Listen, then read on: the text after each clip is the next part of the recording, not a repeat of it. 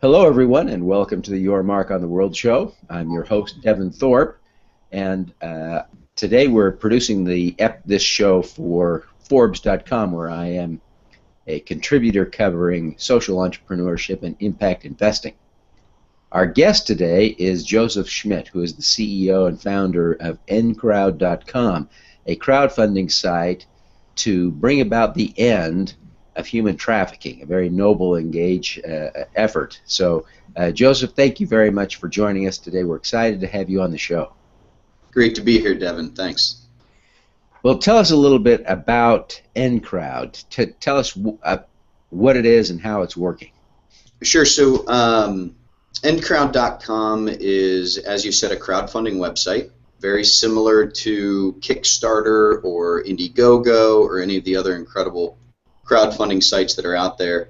The differentiating factor with our site is that all of the campaigns, all of the projects that are on the platform are focused 100% on fighting and ending human trafficking all throughout the world. So a lot of people don't even know what crowdfunding is. Sometimes I forget that because I'm so wrapped up in it. But the concept of crowdfunding is when a bunch of people come together, the group pitches in a little bit of money. It creates a large enough sum of money that something of significance can be done. It's been around for forever. The government, I think, is probably the biggest and most prolific crowdfunder of all time with taxes. And so it's pretty amazing what the crowd can do when they all get pointed in the right direction. And so that's what we're focused on at ENDcrowd.com. Why human trafficking? Well, there's a couple of pieces to that. So about, I guess, 2.5 years ago, an amazing young woman from our church had come to my house, and she was going to teach we have a group of people that get together every couple of weeks, and she was going to teach us about human trafficking. And as she unpacked what human trafficking was, which was really the first time that I had understood it or knew that this was truly modern day slavery, and she was using a lot of examples that were very specific to young girls. And even here in the United States, the average age of a girl to enter into child trafficking is 12 to 14 years old. And she was telling us these stories, and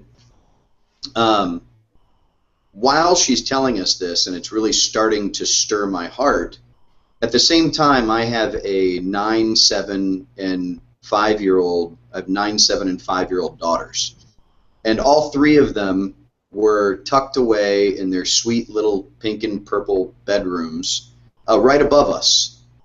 And they were sleeping the night away in safety and comfort. And it was just incredibly overwhelming to both my wife and I.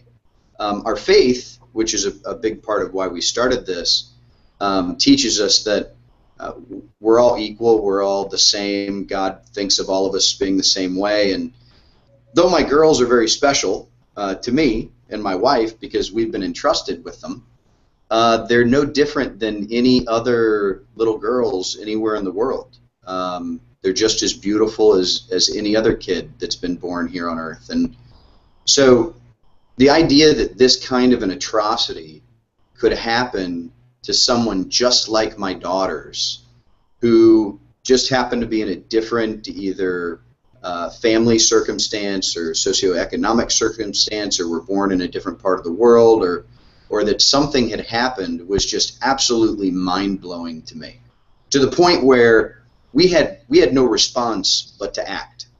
And from that day, we took our first little step, which was we started to give a little bit of money. My wife and I think our first little amount of money that we gave was $20 or $30 a month to an organization that was fighting human trafficking. And from there, Devin, it just snowballed. I'm not good at recognizing a problem and not trying to attack it. And it's funny. I think a lot of times people say, where your heart goes, your wallet will follow. For us, it was very much where our wallet went, our heart followed. And so that's what landed us into human trafficking. Well, it's a powerful story, and I appreciate you sharing that. I wonder if you could give us a couple of examples of some of the people who are fundraising on ENDcrowd.com and the kinds of projects that are getting funded on your site. Sure, sure. So the amazing part about the project that we're working on is this is one I'm an old school online marketer. So you know, I just left the corporate world just about a year ago, and so I've never worked on a project where the entire project was not about me.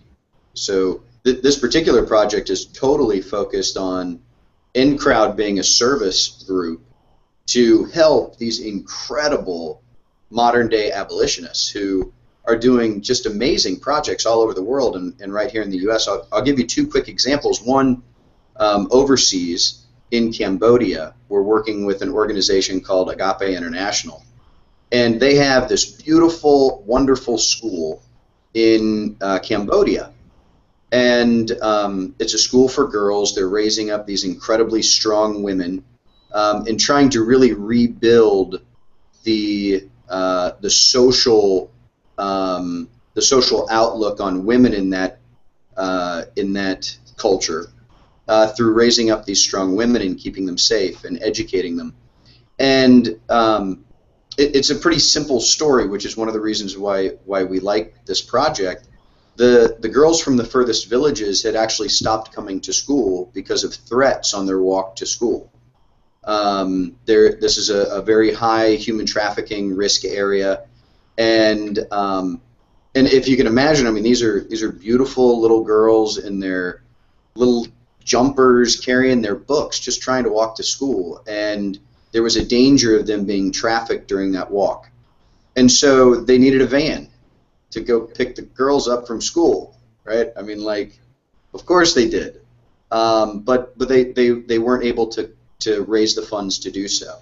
And so our first project that got funded was actually for that van. And so we're in the process now of watching them, and the backers who got to be involved, there were 56 of them who funded that project, are actually watching as they're finding the van, they're looking at different vans, and then they'll be able to participate and watch all the way until the day that the vans take the girls safely to school for the first time. So that's a really exciting project.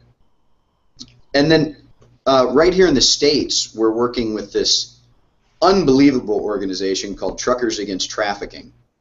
And this is a group of incredible human beings who have decided that the American trucking industry, the guys that you see driving the big rigs down the road, they're out there in the battlefield at night and all day long and in the truck stops, and they're there watching and seeing what's happening.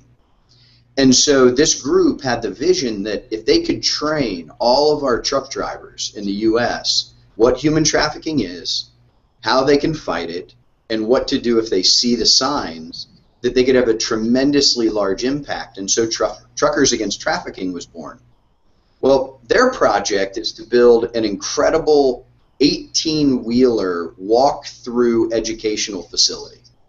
And this truck will go from truck show to truck show all over the United States and educate people on what human trafficking is and how they can play a part in ending it.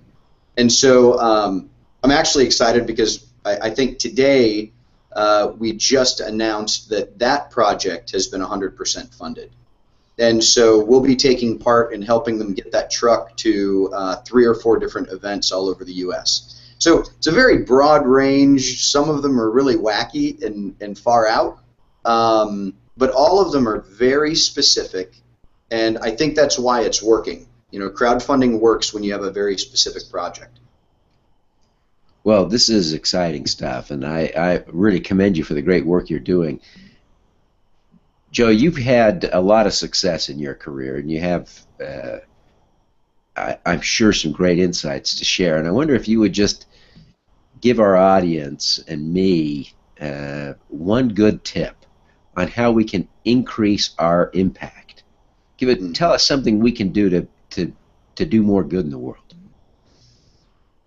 Devin, I think that sometimes we get stuck on that, and we have these, especially as entrepreneurs and business people, we have these visions of grandeur for ourselves, and we're looking for big change instead of little change. And I know that for me, all of my big change moments and the life that I'm currently leading, they all started with little change decisions. Small C versus big C.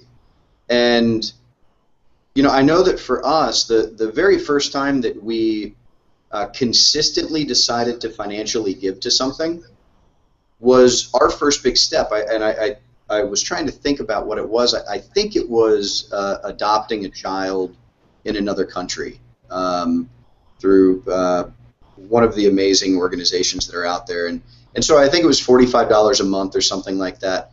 But it got us into a rhythm of thinking about being generous, of thinking about people outside of our home and people outside of our neighborhood.